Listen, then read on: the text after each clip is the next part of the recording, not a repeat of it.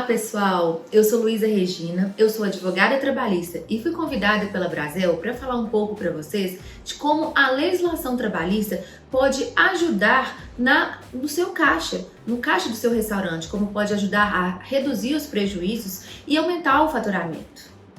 A primeira ferramenta que eu chamo a atenção de vocês é a modalidade de contratação por trabalho intermitente. Essa modalidade ela surgiu em 2017 com uma briga, que veio da reforma trabalhista através de uma briga inclusive da Brasel de mais de 10 anos, que seria na verdade uma legalização daqueles trabalhadores que ficavam muitas vezes obscuros, ficavam muitas vezes soltos, sem um respaldo, sem um resguardo, que eram os trabalhadores freelancers, que é muito comum nessa modalidade de bares e restaurantes.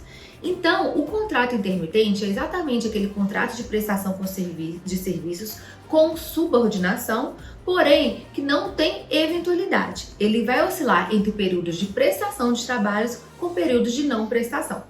Importante ressaltar aqui que esse período que o trabalhador não estiver prestando um trabalho para o seu restaurante, ele é considerado como um período de inatividade que não tem que ser pago. Então isso é muito interessante, esse momento que a gente está vivendo, que é um momento muito peculiar, de grandes instabilidades financeiras, instabilidades do mercado. Na verdade a gente não sabe, a gente passou 2020, agora 2021, onde a gente viu diversos restaurantes acabaram fechando as portas porque sustentar financeiramente esse momento de oscilações econômicas é muito complicado.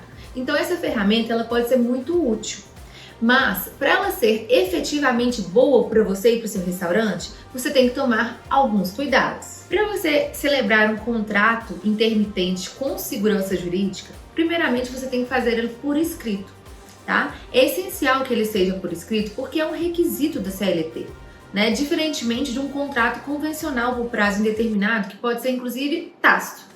No contrato intermitente não, você deve respeitar essa regra dele ser escrito, sob pena de na Justiça do Trabalho não ser reconhecido como válido, e isso pode virar um passivo para sua empresa, o que não é o que a gente quer. Então o primeiro requisito é que esse contrato ele seja escrito.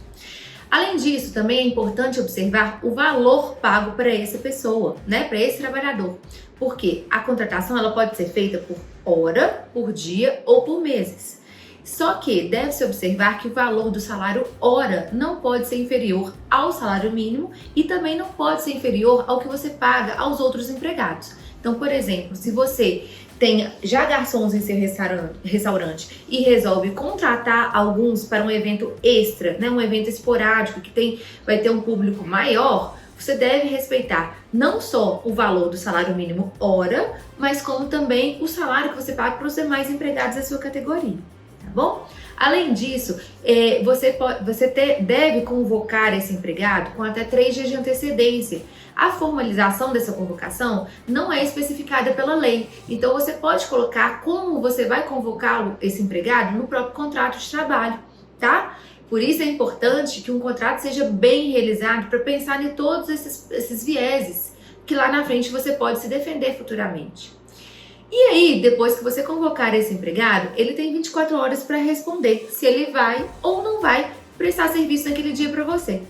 Se ele recusar, essa recusa não pode ser considerada como insubordinação, porque na verdade esse empregado intermitente ele pode celebrar diversos contratos intermitentes com diversos restaurantes. Não pode ser que naquele dia ele esteja trabalhando para outro colega do setor e você não vai poder falar nada.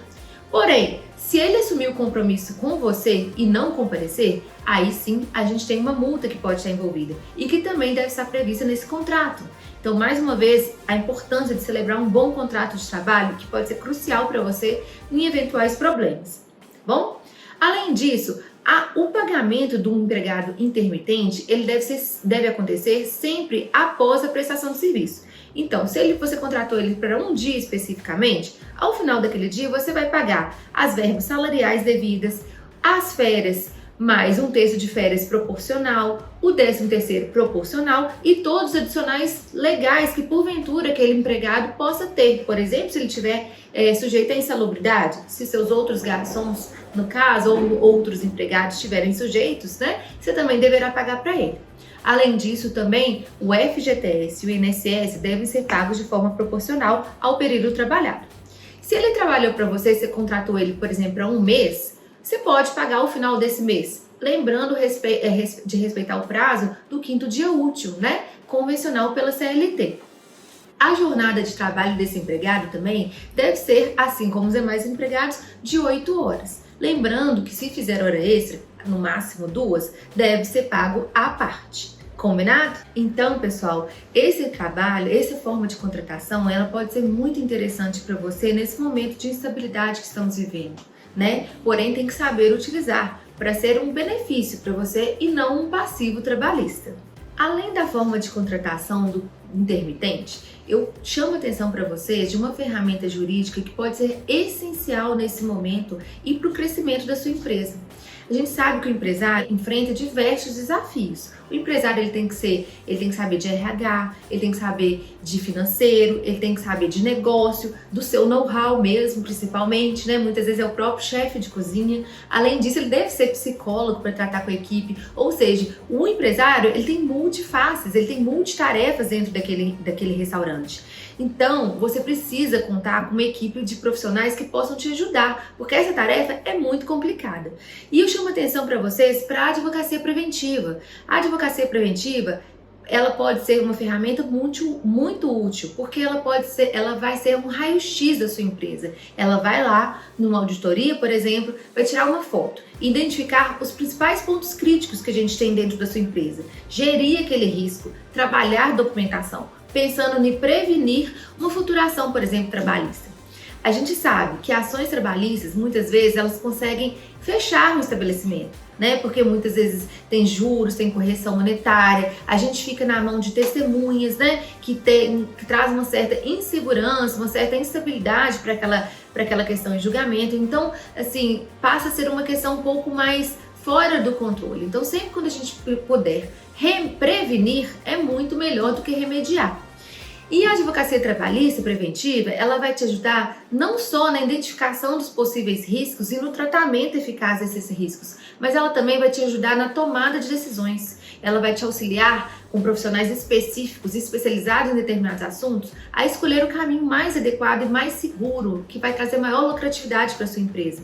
Como, por exemplo, a gente pode falar aqui as questões tributárias mesmo e as formas de contratação de um empregado. Estabelecer qual que é a melhor forma de contratação nesse momento, como que eu devo remunerar, estabelecer uma política de prêmios, uma política de gorjeta, né? A gente sabe que um dos grandes gargalos dentro de bares e restaurantes é a gorjeta. Faça essencial acompanhar as convenções coletivas. A gente não pode trabalhar longe da convenção porque elas ditam regras e se não seguir isso pode virar contra você empresário. Então, na verdade, são muitas informações. O que vocês buscam, o que vocês têm que ter são pessoas boas ao seu lado, grandes especialistas que podem te auxiliar a caminhar com mais segurança no seu dia a dia, para você efetivamente dedicar seu tempo ao que precisa, que é ao objetivo final da sua empresa, que é produzir refeições com qualidade, buscar inovação, buscar qualidade, buscar sabor, né? E ser o diferencial do seu restaurante, exatamente o seu know-how. Bom, pessoal, era isso que eu gostaria de falar para vocês, né? Espero ter ajudado, trazido algumas luzes, né? Agradeço a Brasil pela oportunidade e me coloco à disposição como advogada trabalhista e ressalto que a advocacia preventiva, ela pode ajudar muito. É um pouco que se gasta agora para prevenir muito lá na frente. Um grande abraço a todos!